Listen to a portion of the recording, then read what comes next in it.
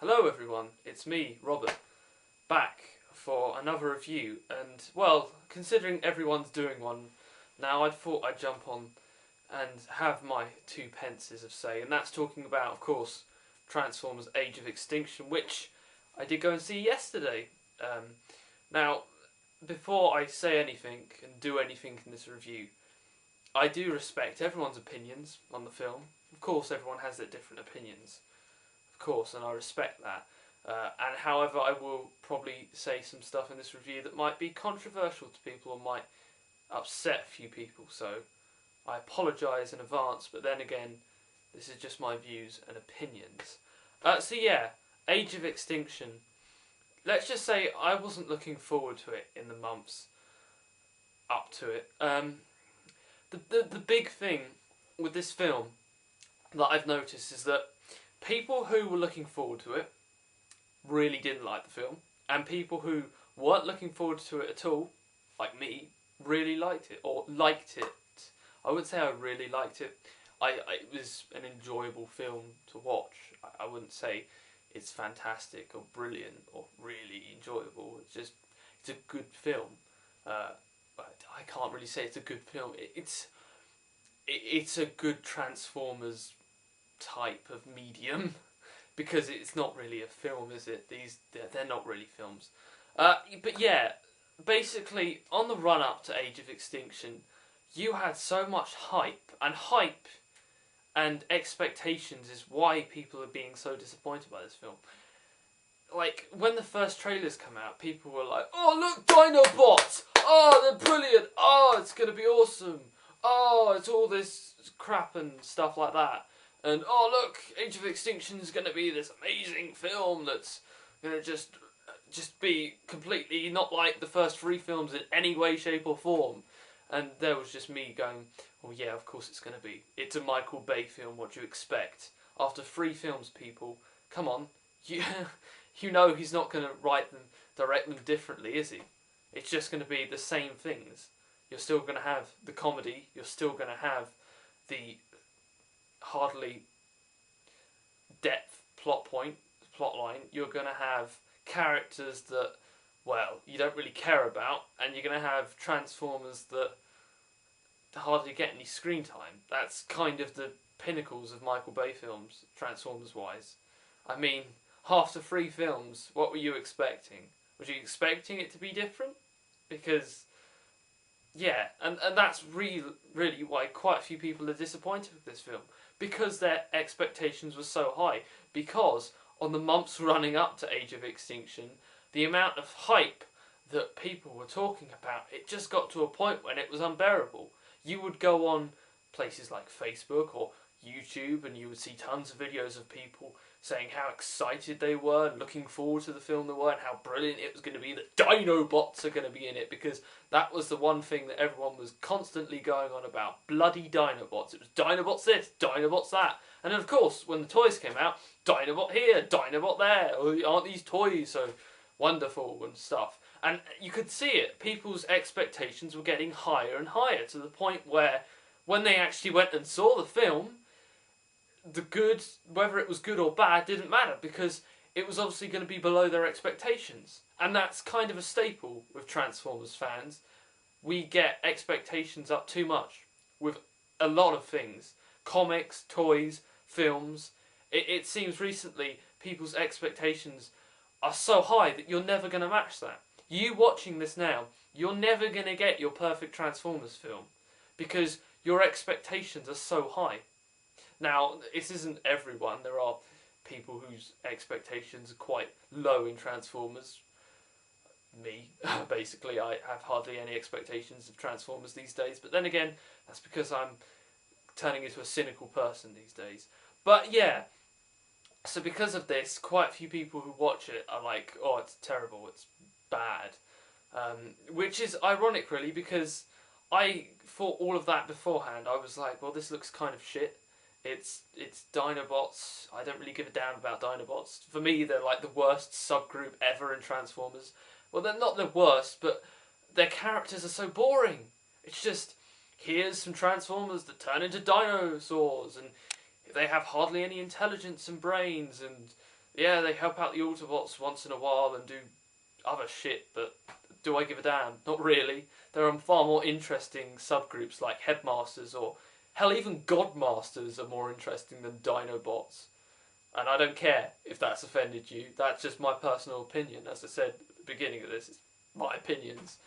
If you want to go and watch something else. But yeah, and I was like, oh, well, it's just going to look bad. It's just going to be another Michael Bay film. It's just going to carry on it. We don't really need the full film. And then I went and watched it, and I like it. I like it. I'm not ashamed to say that I like it. It's obviously, it's got problems, but to be honest, at this point, I went in there with the expectations of, well, I know what I'm going to expect. I know I'm going to expect there's going to be plot points and that don't match up. I know that there's going to be characters that have hardly any development. I know that the humans are probably going to be annoying to an extent. I know this already. I've come to accept that from a Transformers Michael Bay film. And see, that's the thing. It's 4 films in and people still haven't accepted that Prime in the films, for an example, is a murderous bot that will happily kill a human or a Decepticon without any remorse. And I've got used to that. I've accepted the fact that, fine, that's the movie's interpretation of Prime. It doesn't affect any other interpretation of Prime. G1 Prime isn't affected because of movie Prime, is it? It's just a different incarnation. Whether you like the incarnation is entirely up to you, but it doesn't affect your outlook on the character because it's essentially a different character, just with the same name. So yeah, let's just get into it before I turn into a massive rant about people these days. But hey, so yeah, I have got notes here that I'm going to go through. Now, I did go and see it with some great friends, to be honest. If you don't already know, I went and saw it with Ben, Wasp Shot. I went and saw it with Mr. John, and I went and saw it with Only Norris, Matt. And it was, I think that helped, to be honest, go and seeing it with friends. Because you not only had your opinion, you had their opinion as well. And it does count and make up your mind of how you like the film. It was a great evening had by all, and we went to Pizza Hut afterwards, and yeah, it was really good. I'll talk about that more when I come to do a Ramblings video, if I ever get on to doing them again. But another thing was, I saw it in 3D. Now, I don't normally watch films in 3D because I can't really stand the look of it. However, for Transformers Age of Extinction, it worked, and it enhanced the film, in my opinion. Certain scenes, you could tell that they were really made for 3D. I mean, there were certain scenes in which bots would be firing and the missiles would be coming out the screen, or an arm would be in a fight and it would come out of the screen, or stuff like this. You could tell that those shots were specifically filmed in a way that it would benefit from 3D, whereas 2D, it would just look...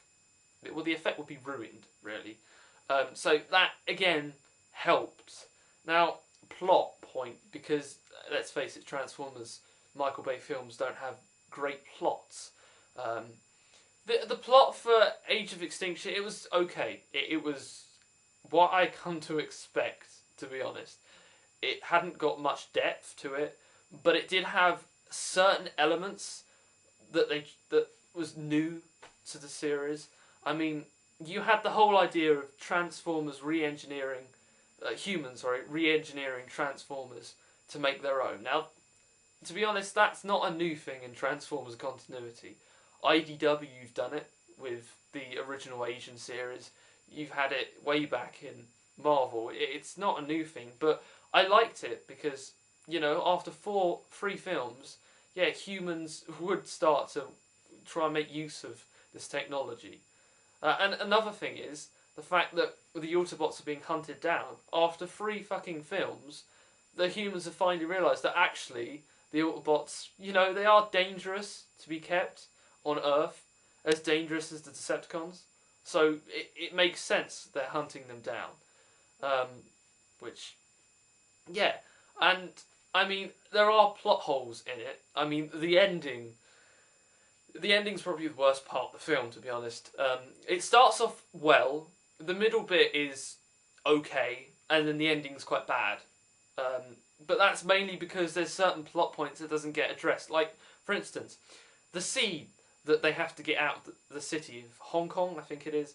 I can't remember.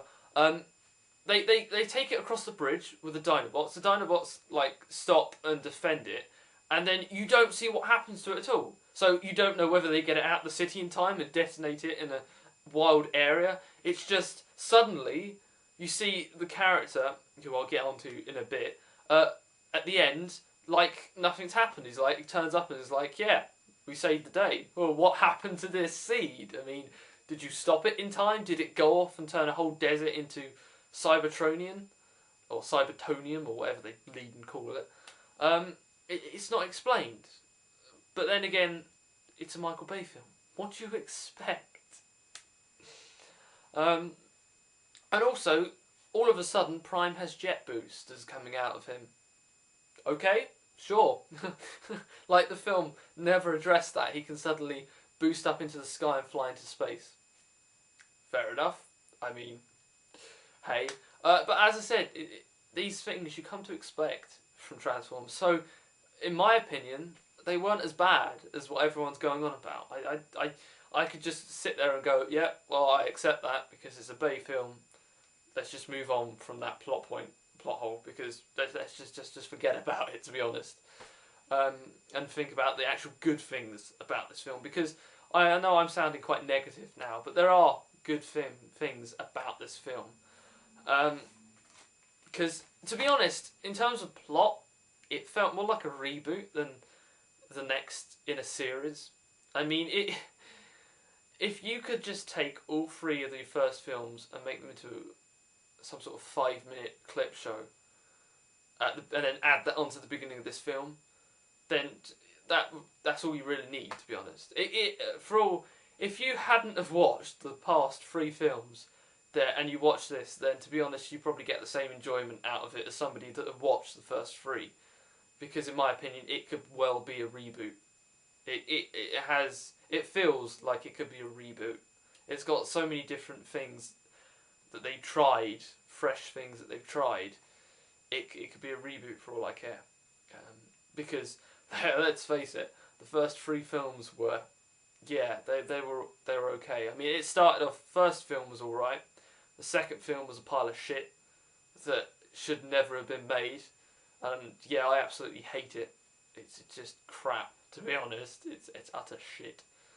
And then the third film was alright. I mean, after a couple of watches of it, I kind of grew to like it, but it just had no concept of the Transformers as actual beings who are alive. It just treated them as, here's a prop, here's another prop. They're going to die. Everyone dies in Dark of the Moon. You don't care. And then Age of Extinction came along, and it was like, oh, this is kind of a fresh look on it. But anyway, comedy. Now, again, another thing of the Bay films is the toilet humour that have become apparent in them. This film, surprisingly, I was quite surprised about this, there wasn't that much toilet humour. In fact, nearly all of the humour that you had in it worked in terms of the story. Because half the time, they would make a joke and you wouldn't realise it. And you're like, oh, they just made a joke. That was quite funny. Whereas in, like, say, Revenge of the Fallen, if they were making some sort of joke, you knew it. You was like, oh yeah, alright, let's just get on with it. But in Age of Extinction, you didn't really notice it as much. And it wasn't toilet humour. It was more like... I hate to use the word slapstick, because it weren't. It was just mildly toned down humour. Comedy, which I thought worked well. I mean, there was certainly less in Age of Extinction than there was in probably all 3 of the previous films combined, which I thought was good, because, yeah, the comedy in the first 3 films was just something that just got, it got old so quickly. But in this, as I said, it kind of worked, because you didn't really notice it as much, and that's fine by me. If I just laugh at something and then realise, oh, that was just a bit of humour that Michael Bay had put in there. Oh, I didn't realise that. Fair enough then. Characters, because humans first of all. Let's talk about humans. Now, you have Mark Wahlberg as the main character, as this father figure, and you had his daughter who was played by Nicola Pels, whatever, as Tessa Yeager. And then, of course, you had Jack Rayner as this Shane, who was her boyfriend. And to be honest, in terms of humans, I preferred them to Shia LaBeouf, Megan Fox, Rosie Huntington-Whiteley, all of those, and the obscure characters from the first 3 films that like never get brought up again. The hackers from the first film that were pointless. Who else? Oh, that kid guy from the second one. The human and the Decepticon humans who were in league with them from the third film. All of these characters you're like, well, I don't give a damn about, and you just forget about them. Whereas in Age of Extinction, you kind of, I wouldn't go so far as to say the characters were completely developed and you felt an emotional attachment to them, because you never will find that in a Michael Bay Transformers film.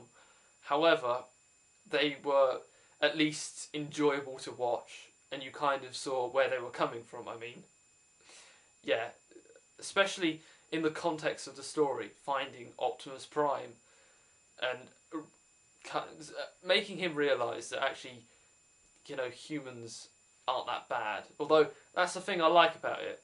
At the end, Prime still didn't trust the humans at all. He only trusted those 4 main characters, which was good. Because if it had been an ending where Prime's like, oh, I forgive you, I forgive all these humans despite you killing all my friends, it would just be, no, that would just, oh, that'd be a terrible way to end the film. But luckily that didn't happen. And also, the comedy human character at the very beginning of the film, I can't remember his name, the employer of Mark Wahlberg, died within like the first 20 to 30 minutes of it, which I was surprised, and I actually think worked. I mean, thank God, because he would have just become another Transformers 2 comedy character, which, no way, just don't.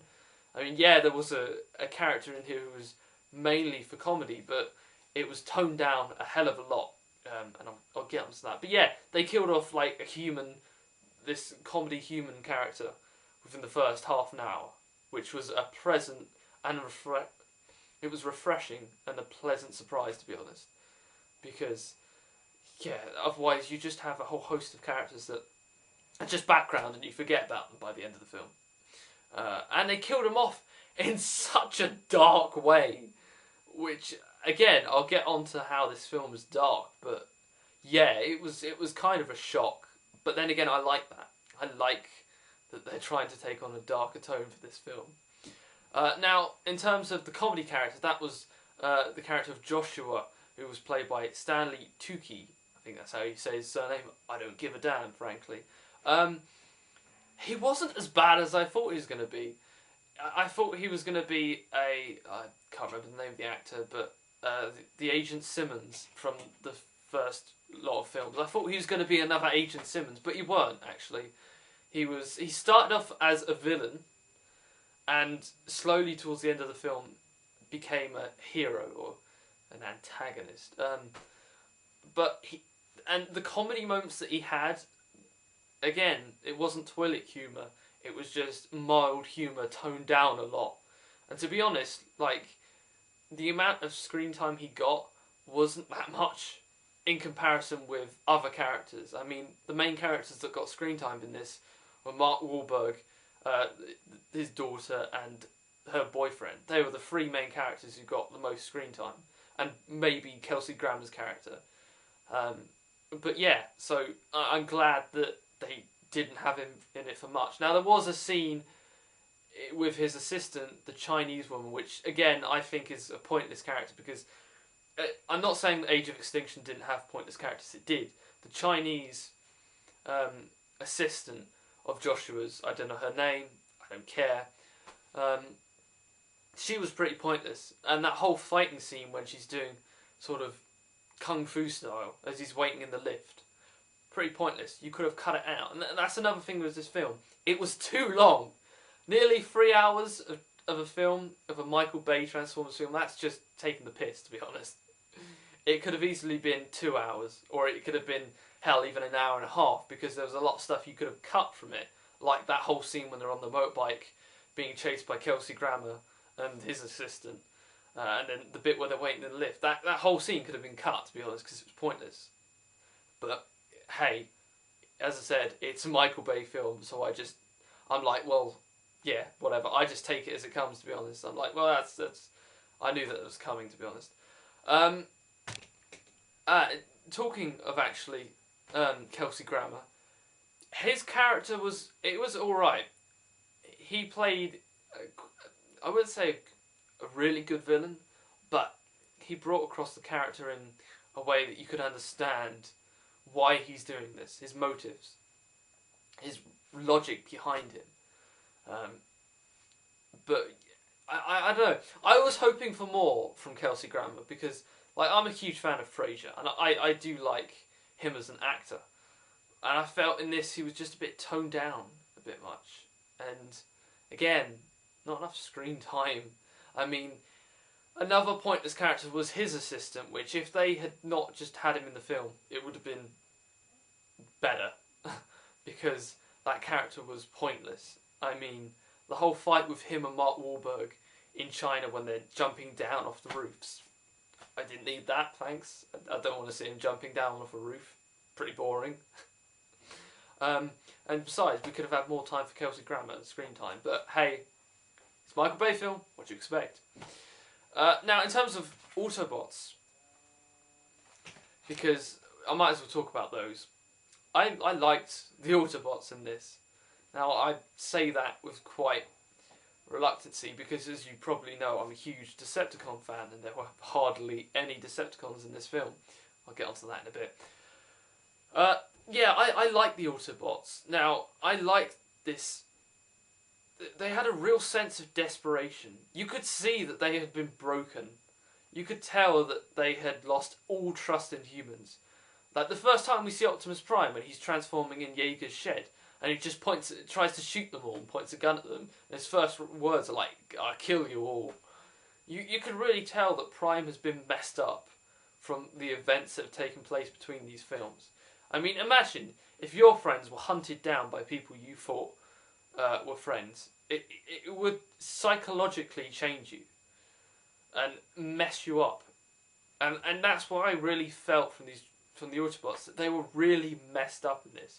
I mean, the first time we get introduced to the characters, they're fighting amongst themselves. And you have Crosshairs, Crosshairs is a dick in this, basically. But then again, that's what I was kind of expecting from the character, so I kind of like it. You have who's trying to sort of gain power as the Autobots are crumbling beneath them. I mean, if you've ever read All Hail Megatron, just imagine that, but like worse. And I really liked the Autobots in this. I know people who watch it, they're not going to like it, but I really did. This desperation, this sense of there's an urgency to get the hell off this planet. They'll go to means, even if it means killing humans, because fuck, they don't give a damn anymore, do they? I mean, Hound, I liked, voiced by John Goodman. He was actually had more screen time than I thought he would. I mean, and I thought he was going to die. I think most people thought this. There's a scene near the end when he's fighting and it suddenly all goes slow-mo and you get this kind of death music come on. And you're like, oh, they're going to kill off Hound. Great. Well done, Michael Bay. Great. But they don't, which is nice. It's just a refreshing little nice taster there. Which is quite cool. And yeah, again, the Autobots got quite a lot of screen time in this compared to the previous 3 films. But then again, I have seen people moaning about, oh, they should have got more screen time. But yeah, but then again, this story actually, and another thing with the humans, this story actually, it doesn't need the humans, but the humans are an essential part of this. Whereas the previous 3 films, you could have just got rid of the humans, frankly. Dark of the Moon, fuck, you Revenge of the Fallen, you could have got rid of those humans, and it could have just been a whole completely Transformers-wise film with no humans at all. But for this, I mean, you needed it, especially because certain Transformers were made by the humans, which I'll get onto. But yeah, I liked Hound. Drift, I think is quite cool as a triple changer. Why the hell they're bringing out 2 toys? I don't have a clue. You could have... As we was coming out of the film yesterday, I was talking to Ben and John, and we easily agreed that they could have just repainted the Springer mould and done a remold of that into Drift. I mean, it would have been that hard. It wouldn't necessarily have looked like him, but then again, we're getting a Drift as a car and then a Drift as a helicopter, which is just a repaint of the Dark of the Moon Skyhammer, which looks nothing like what Drift turns into in the film. So why are we doing this? I mean, in terms of actual how it worked in the film, it didn't work as a triple changer because you mainly saw him in his alt mode and you rarely saw him in his helicopter mode. The only time, in fact, that you saw him was when you first was introduced, and then when they was infiltrating the I can't remember, the KSI building where they was creating the Transformers, and he transformed into his helicopter mode and used it to make Bumblebee go up to the roof. That was the only time he ever transformed. Still, it's kind of cool. I like it. It's a new take on Drift. And considering as Drift was probably, out of all of them, the one, in my opinion, got the least amount of character. I mean, yeah, I talk about character, and I talk about Michael Bay films, and I have to laugh because, yeah, they did get some character this time round, which is a nice relief, but it weren't much. And Drift got the least, to be honest. He was just, oh, I'm here, I'm the samurai dude, look at me, with like hardly any explanation. Although then again, explanation in this film is something I'll come on to. But yeah, I like the humans. And Prime, I haven't talked about Prime. Prime was, I think by this point, Bay was like, well, I just accept the fact that Prime is this murderous bot that's going to kill. So let's just beef that up a bit. Let's just actually play on that theme, which they did. And which I like. They've actually accepted that they're making Prime into this murderous bot. Fine by me. That's what I've come to accept. Whereas people who watching it and are like, oh well, it's still not Generation 1 Prime. It's not Generation 1. But of course it's not Generation 1 Prime, is it? I mean, it's 3 films in, for God's sakes. You're never going to have that Generation 1 Prime in the movies. Come to accept that, people. Go and watch your Generation 1 cartoons and be happy. You know, you're never going to get that in a film. Expectations, again, too high, but then again, that's a staple for us, the Transformers fandom. But yeah, I liked it. I mean, the whole sense of urgency about him, as I said before. The whole first half of the scene of the movie where Prime's trying to getting to trust Mark Wahlberg's character, I liked it. And the fact that when the agency, the CIA government agency, turn up at Mark Wahlberg's house, Prime is hiding because he actually senses fear from the humans, and instead of being all heroic like he's tried to be in the past 3 films, he's hiding underneath the shed. It's not until the humans that he's beginning to trust are threatened that he actually comes out and starts shooting. And then, and probably my favourite scene in terms of Prime is when they're outside of the KIS building and Mark Wahlberg finds Ratchet's head, which I will get onto Ratchet and his death in a bit, but he sees that they're actually melting down Ratchet, and Prime just flips. I mean, up until that point, Prime was quite calm. He just flips and literally charges into the building, doesn't give a damn, just charges in there to try and destroy all this stuff. I love that, because it's just, again, playing on this fact that, yeah, this is a different Prime, people. This is a murderous Prime who doesn't give a shit about anything, especially not humans at this point. So, I like it, playing on that again. So, villains, because, right, where do I start? Lockdown. Lockdown in this was pretty awesome. I have to say, I loved Lockdown in this film. Now, yeah, there wasn't an explanation to how he's suddenly become into an alliance or a contract with the humans, but I don't really need that explaining for me. I don't care. I just fill in the gaps. That's what I've come to expect from Transformers films. You fill in the gaps. You fill in plot holes. It doesn't matter. I come to accept it as it is. But the fact that he was voiced by Mark Ryan, I don't mind. Now, I really didn't like the fact that Mark Ryan voiced Jetfire in Revenge of the Fallen. I thought it was terrible. I really did. Jetfire being this Brit who's old and cranky and whatnot. No thanks. That's not Jetfire at all. Jetfire's this scientist who is quite sure of himself and puts most of his time into science. It's not this cranky old bot with this really corny British accent. No. But actually, Mark Ryan's voice for Lockdown works so well because you have a slight British accent to it, but it almost gets across the picture of this classic villain from 80s films, you know? The villains are like, I'll get you next time, so and so, and ride off. And that's what I kind of felt from him. But again, I also like the fact that he isn't a Decepticon in this. He's not for the Decepticons. He's just out for himself.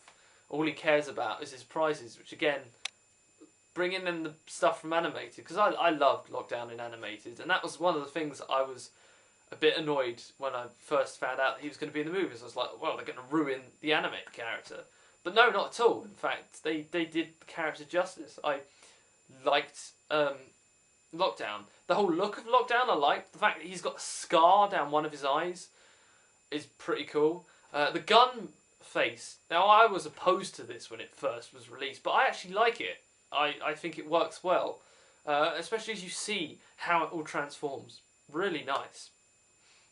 The whole stride he has, brilliant. And his death. Now, in the previous films, the villains have gone out in crap ways, let's face it. Megatron and Dark of the Moon should not have died at all. In fact, in the novelisation of that film, he didn't die. The Fallen, in Revenge of the Fallen, went out in the most, terrible ways. And I suppose Jazz in the first film went out in like a completely I don't give a damn way as well. But in this film, you actually thought, yeah, he deserves to die now because of what he's done. And the fight was actually, this is quite enjoyable to watch. And he doesn't get killed in the most obscure ways. It's just a cut up and up through, and then it's not like in Transformers 3 where their heads come off, they roll on the ground, and that's it. It's kind of just like it falls. It's hard to explain, but I think it was justified for the character, his death. Galvatron. Let's talk about Galvatron, because Galvatron for me is the film's trump card, to be honest. I was not looking forward to Galvatron at all. I knew that the character was just going to be this prototype that the humans had constructed. He was probably just going to be a remote control bot that didn't do anything. He was going to have no character at all. He was going to fight Prime, and then he was probably going to get killed by Lockdown. No, was I wrong? Jesus Christ.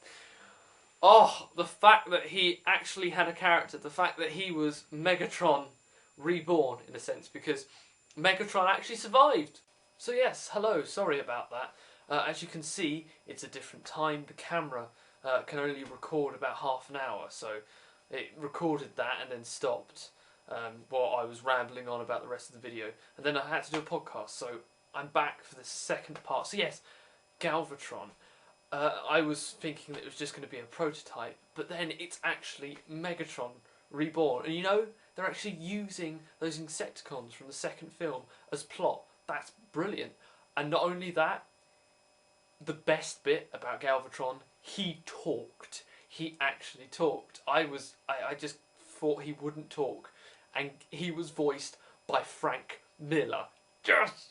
Finally, after God knows how many years of him not reprising the role as Megatron, apart from Prime, he's back, and he pulls off a great Galvatron. It's a mixture of the movie Megatron, a bit of the craziness of the Generation 1 Galvatron, and then his own interpretation, and it works so well. The voice is just brilliant. The bit where he is activating all the prototypes of his army, and he's doing his speech, that's just brilliant, absolutely brilliant.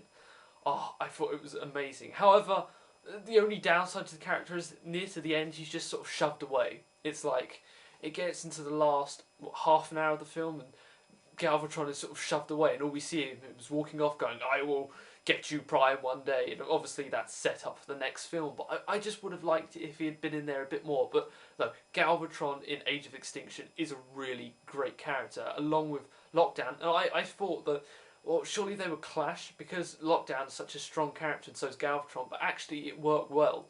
When Lockdown wasn't on Earth, that's when Galvatron has his time, and when Lockdown comes back, that's when Galvatron goes off. So the timing of the plot works so well.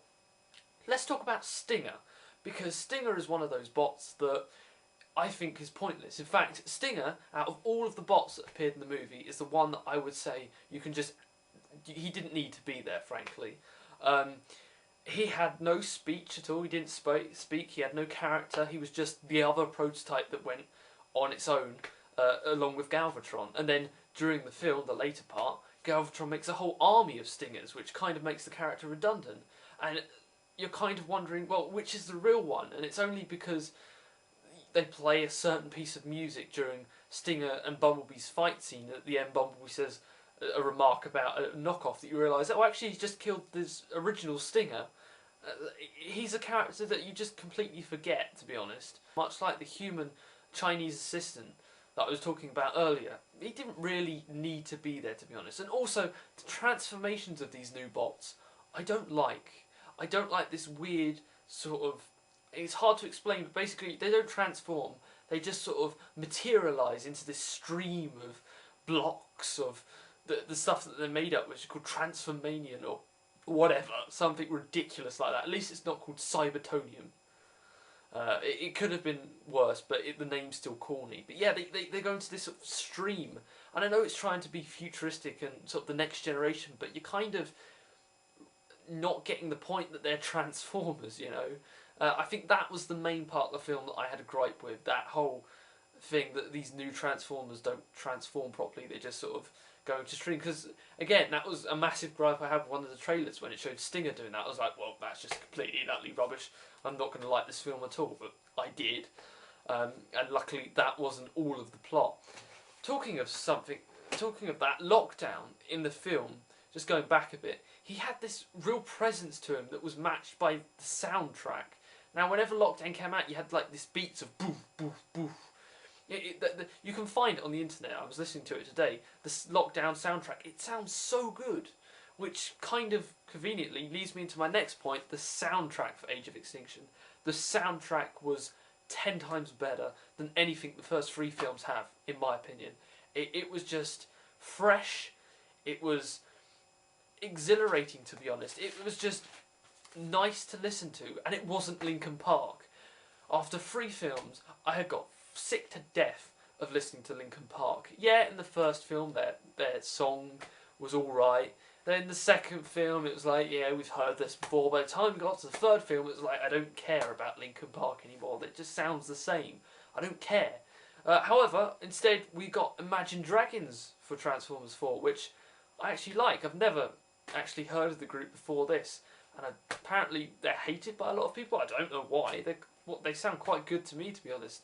A very sort of metallic guitar, electronic guitar bass with a lot of beats into it. It's really good, and their main song that they play is Battle Cry. I do like Battle Cry, what people say. I think it's good, and to be honest, I think it beats like the previous 3 Linkin Park songs, just because it's different. And in terms of that's what really Transformers is all about. It's about being different. I mean, there's people like, oh, it's not G1, it's not G1, but then again, it never will be Generation 1 because Transformers moves on, it changes. Something certain fans have to accept, and this is just another change. Hello everyone, this is just a little amendment, so this actually happened the day after the rest of the recording, but don't tell anyone. One thing I did forget in the original recording, which really won't make sense here, but the film is a lot darker. Now, there are 2 scenes that really represent this. I briefly talked earlier about the comedy human character at the beginning who was working for Mark Wahlberg. Well, his death in the first half an hour of the film, it's not like he just gets shot. No, he gets killed by Lockdown and turned into a deformed human carcass made out of cybertonium, which the camera has no problem showing multiple times, even zooming in on it, just to reiterate the point that, yeah, this guy's dead, and he's died in the most horrific way possible, and all that's left is this sort of mangled corpse remains of him. It is quite dark, especially for a 12A here in the UK. Imagine kids are going to go and watch this and they're like, that could kind of disturb them a bit. And I mean, of course, the other scene that everyone's talking about is Ratchet's death. Now, I like this scene, and that's not because I'm a Decepticon fan, I like it when Autobots die, not at all. This scene, it was dark, but I actually felt sorry for Ratchet. If a film can make me feel sorry for an Autobot, then it's got to be good. I mean, there was suspense. You could feel that there was fear with Ratchet. The moment when he tried to escape, you almost felt really sorry for him and he was pleading. And then the ending where Lockdown just rips out his spark and takes it. It was dark. It really was. But it wasn't dark for the wrong reasons. It wasn't just, oh, we're going to have this scene in here because we think it's dark. It actually works with the whole of the story, because that death, Ratchet's death, later on spurs Prime to smash into the KIS building when he sees Ratchet's head being melted down. So it has a purpose in the story. It's not like they just added these bits in here to be dark. And the same with the human's death. It has an impact on the main three characters when they're on the run with Optimus Prime. So they have purpose. It's not like Bay put dark scenes in it because he wanted to change the audience it was appealing to. But also, hopefully, in the next film, it won't become too dark that you lose all of your audience completely. So, hopefully, that won't happen. But yeah, really like the soundtrack to it. Now, the ending was kind of where this film went down. It started off really well, the middle was okay, and then the ending was, that's pretty poor, to be honest. The whole plot holes in the end, like the fact that all of a sudden Prime can just jet off. It's like, what? Why are you doing this? And the whole bit with the seed, you don't know whether it's been detonated or not. It's pretty corny. But the main thing is that at the end we got the possible reveal of Quintessons. I think they're the Quintessons, to be honest, because at the very beginning of the movie you see those ships coming to prehistoric Earth. You see the hand. They look similar to Quintesson ships. Now, using the Quintessons as your creator story is kind of the worst origin story you could have done out of all of them, because it's the least unbelievable. It didn't really work in the Generation 1 cartoon, it's probably not going to work in the films, but then again, Bay's probably going to change it, whatnot, like he always does. So yeah, I mean, it would have been nice if they went with the Primus Unicron thing, but then again, I would not want Bay to do Unicron. If he did that, I would just, I would give up watching the Transformers films, to be honest, because, no, I don't want him to do Unicron. I mean, I'm okay with him doing Galvatron, because it's not really Galvatron, is it? But don't go into that territory, Bay, don't. However, it does get me excited for the next couple of films, the ending, because it's like, hopefully, that means the next film will be in space. You'll be exploring this greater universe that these films have created. You'll be seeing planets that you've never seen before. Like, hopefully, we'll get to see Cybertron. We'll get to see Prime on Cybertron. And hopefully, more of it will be in space, because I'm sick to death of Earth. It's been 4 films now. We've done Earth to death. Move on already, okay? It's just, the humans, yeah, they're great and whatnot, and that's how you relate to the Transformers, but to be honest, it's been 4 films. If you haven't related to the Transformers now, then, well, you never will you? Just get us out into space. Let's see this big around it. Because the one bit of the film which I really liked and really made me go, yes, that could work, was when Lockdown realised that Prime wasn't on his ship, and you saw it was when they was in space, and I was like, oh, look at space out there. It looks really greatly done with the CGI effects of ILM, which I'll get onto in a bit. And I was like, well, if that shot is really good, then it makes me hopeful that the next film, if it is set in space, will be as good. Will be just hopefully really good. ILM, the effects, I really like them. I have seen reviews of people going, oh, they're rubbish. But then again, it's just what you come to expect from Transformers film.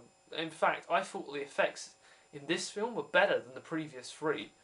Now, I don't know, I'm not into cinematography or anything, but I thought it was just better. And there was a lot less of shaking the camera. In the previous films, it was like, shake, shake, shake, shake, shake, I want to get you right up into the action. This, it was much more laid back, not laid back, it was calmer. The camera didn't move as much during fight scenes. You could actually tell what was going on. It wasn't just metal on metal action with load of stuff happening and you going, well, what am I actually looking at here? You could understand what was going on. I like that. The Dinobots. Now, I found this absolutely hilarious. Before the film, everyone was like, Dinobots are going to be in it, Dinobots, Dinobots, Dinobots, Dinobots, I love Dinobots, they're going to be so amazing, Dinobots, and it was like, oh, for God's sakes, yeah, whoop-de-doo, we get that the Dinobots are in the film, I don't care, to be honest. Dinobots have been done to death. They're not exactly the most interesting of subgroups. In fact, they're the most boring subgroup in terms of Transformers. They're worse than even the Godmasters, and that's saying something, or Power Masters, depending on what continuity you believe in. But yeah, the Dinobots are just so boring for me. But yeah, in this film, I like them. I like the fact that they're knights. It kind of gives them a little bit more character on top of the fact that they're just basically idiots that run around eating stuff, like they were in G1. But no, I liked it. Plus, I liked the fact that A, you saw their robot modes, but B, the head sculpts were exactly similar to the robot, to the toy head sculpts, which I thought was brilliant because those head sculpts are so unique in terms of movie bots. I really liked them. However, like they worked really well in the last like half an hour of the film, and that was it. They were only in the last half an hour of the film. They're kind of. I still don't like the fact that Prime rode them and the Autobots rode them. I'm never going to get over that fact. I don't understand why people thought that was so brilliant when it was first released. It's not. It looks weird. It's just no. But apart from that, the Dinobots were great when they did appear. They were good. The thing is, I don't have a problem with their origin story. I've seen reviews and a lot of people have something wrong with their origin. The fact that they just suddenly appear and they're in their Dinobot forms. Well, yeah, I see that the ship that Lockdown commandeers in the film and that he's in most of the time is actually their ship that he's kidnapped, he's captured and put them locked up. However, it doesn't really explain how they immediately transform into dinosaurs. It's just one of those plot points that I just like. Well, I knew there was going to be plot points like this, so I don't really care really. The film's going at such a pace that I just gloss over it, to be honest. And it's better that way, because let's face it, they're science fiction films. People don't think about them too hard, especially Transformers, Michael Bay films. If you try and look at the plot, and actually try and figure it all out and try and in-depth analysis it, don't, because you're just not going to get anywhere. You know that their plot isn't that great. It's science fiction, for God's sakes. It's not real. I mean, come on. There's only so far you can go with a film. But no, I did like them. It was good. And yeah, I found it really funny that actually people who were really hyped for them were like, oh, they're actually quite bad and really disappointed because they didn't do much. I mean, like, what do you expect, people? This is a Michael Bay film. The Dinobots aren't going to do masses in it. The whole reason they were pushing for them beforehand was because of the toys. It's just, you're not going to get like a whole film of Dinobots. Again, expectations, playing on expectations. You're not going to do that. So yeah, the Dinobots. Also, the film had my attention all the way through. And that's something that I can only say was with the first film. The first film, when I first watched it, it had my attention all the way through. Second film had some of my attention. The third film had a bit more, but not completely. This film had my complete and utter attention all the way through. Even the points in the plot which were slow and which didn't really need to be there. And let's face it, the whole film was a bit too long, to be honest. I still watched it. And I mean, yeah, you can cut down a certain amount of scenes in it to make it longer, because it was, to make it shorter, because it was nearly 3 hours long, and that's too long for a film, even a Transformers film, that's too long. But it still kept my attention. I came out thinking that I'd enjoyed the film. I really did. I didn't come out going, oh, that's terrible, oh, shit, a waste of money. No, I came out going, yeah, I enjoyed that, and I want to go back and watch it again. And I do, actually. So yeah. I mean, the plot is what you come to expect from a Michael Bay film. That's at least what I can say about it. I mean, overall, I liked it because I had low expectations for the film. I knew what I was going to go in there expecting. I knew I was going to go in and expect it was going to be a Michael Bay film. I knew the stuff I was going to go and see. Which is why I didn't have many problems with the plot holes, the lack of the redundant characters, the other bits of the film that didn't work, because the bits that did, in my opinion, outweighed them, and I completely glossed over those bits because I weren't expecting it. The stuff that you're least expecting about in a film is the stuff that you like the most. And in Age of Extinction, there was a lot that I didn't expect, and a lot that I liked because of that. And of course, seeing it with other people and seeing it in 3D did probably help, but it was still too long. If there's one thing, not talking about the plot or anything like that, that I have to say about the film, it's too long. It could have easily been 2 hours or an hour and a half if you cut some scenes. But then again, I don't know, because I might be like, well, I don't know, because I did like it, a lot of it. But that's just me. So yeah, if you're still watching this, and I haven't already upset you, insulted you, or made you want to not watch this video, then thank you for sticking around. Hello there, thank you. Yeah, that was my just quite long review of Age of Extinction. It's a film. I feel inside me now that the Transformers films are at least trying to head into a good direction. I have a little bit of hope inside me that Michael Bay actually is going to do something with the next 2 films that's going to be quite good, hopefully. Because before I never had that hope. And I mean, let's face it, these films are what basically gives you your brainstorms, your bleeding Chromias and RCs from BotCon this year, your bleeding Leader Megatrons and Armada Leader Megatrons, which look shit, to be honest.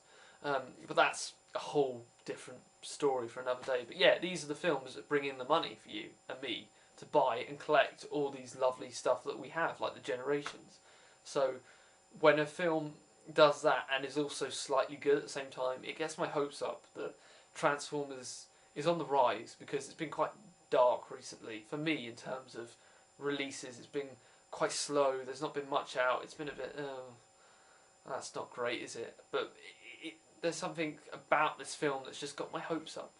So hopefully in 2 years' time we'll see if that's actually come true. Who knows? And besides, this is still only my first viewing of it, so I may go back and watch it and go, oh, it's actually really, I don't like it, but I probably won't, because if I don't like a film, I won't watch it twice. That's just me. So if I'm watching a film twice, it means I like it. So yeah, there we are. So thanks for watching this. Sorry if you're still around, apologise for ranting on so much. I will be doing my usual AA countdown video next week, so stay tuned to that. And of course, it's only, what, less than 5 weeks now to Auto Assembly. Cocktails, I'm looking forward to drinking them. So yeah, until then, see you guys. Thanks for watching. Bye.